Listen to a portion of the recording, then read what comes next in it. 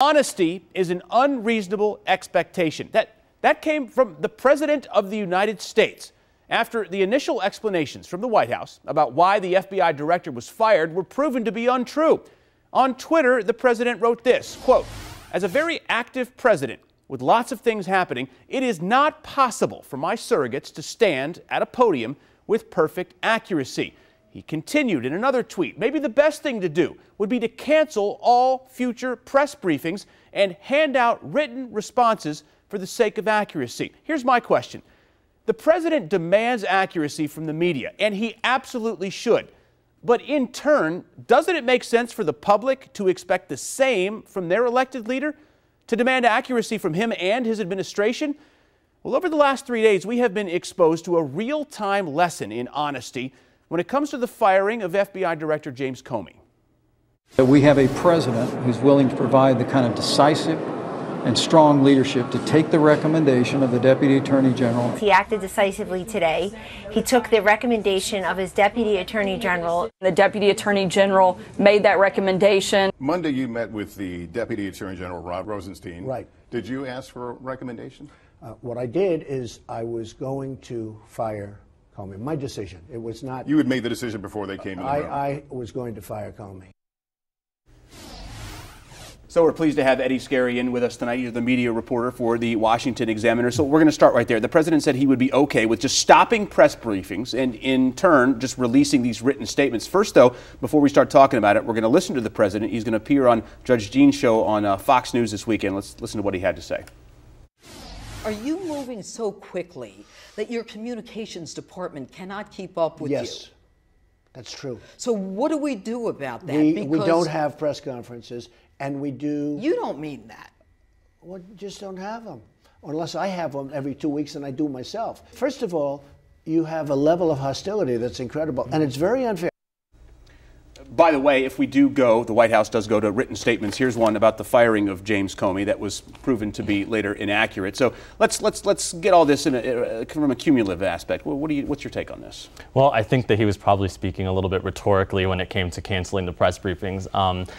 I think that your intro also, he would call you very high energy. But no, I think he was speaking rhetorically when it came to whether he would actually cancel. And the one thing that we can say about Donald Trump, the one thing he's very consistent on is needling the press. And he knows that this is going to get to them. And however, it riles up the people that really enjoy him. So I think that was probably the purpose of it all. Another needling tweet today was perceived by some to be a threat at FBI Director Comey, hinting that there might be a recording of the dinner they had at the White House. What's right, that about? and then I know they asked Sean Spicer, spokesman for the White House, today at the briefing. He didn't want to talk too much about that. We will see. I think that was an interesting threat, and it looks like James Comey, he has every right to speak out now. There are some things I'm sure that he can't talk about, but if he starts to speak, I think we'll see more commentary on that from the president. All right, I want to talk about this, your most recent column. You talk about MSNBC's Mika Brzezinski, who went on the air and referred to Kellyanne Conway as political porn. And she suggested that CNN should stop using her altogether. So first, let's take a look at that clip on Anderson Cooper's show, actually, from Kellyanne Conway. Watch for the eye roll. So now your White House is saying that what he did was wrong, but previously, as a candidate, Donald Trump was saying it was the right thing.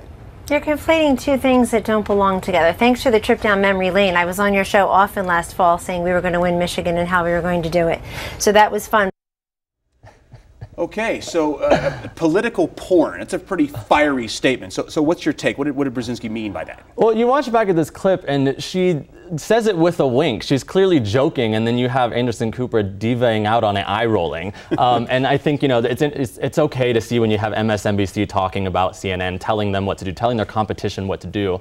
But, you know, and the people on Morning Joe, Mika Brzezinski and Joe Scarborough, that's been their stance for a while, was to say we're not going to have her on because we don't believe she's trustworthy. That's their call to make. However, if that's the person the White House is going to put up for you to speak with, for CNN, if that was their option, I think that it's better that they get the White House's side than not. That's better for their viewers. Last point real quick. As a media reporter, are you taken aback by any of the things that were tweeted today? Do you have any concerns about the erosion of First Amendment freedoms under this administration?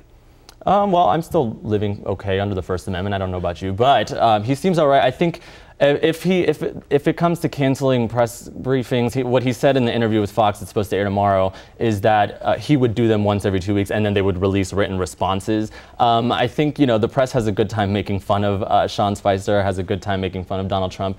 Sean Spicer, every day that he comes out, there's a whole sketch on SNL about it now. But no, I think we'll have to wait and see, and we'll see what they do with the press briefings. I think they'll be fine, though. All right. Eddie Scarry with the Washington Examiner. Appreciate you coming in. Thanks so much for your time. Have a great weekend. All right, so back to my question that I posed this morning at Adam Longo TV on Facebook. The president demands accuracy from the media. So, I argue, doesn't it make sense for the public to expect the same from their elected leader? Well, here's your take. Laura Payne, who is a Trump supporter, says, quote, he needs to stop tweeting because the media is going to twist every syllable of everything that he says. Now, according to Leslie Thomas, quote, accuracy is an important skill for life no matter one's station or vocation. And Matt wasn't too happy with my question, or me for that matter. He says, I guess everything you do is so perfect? Nothing is. He adds, WUSA 9 is a liberal cesspool. Pathetic. Just pathetic. Head over to my Facebook page, Adam Longo TV, if you want to chime in, or go to Twitter and sound off using the hashtag #OffScriptOn9.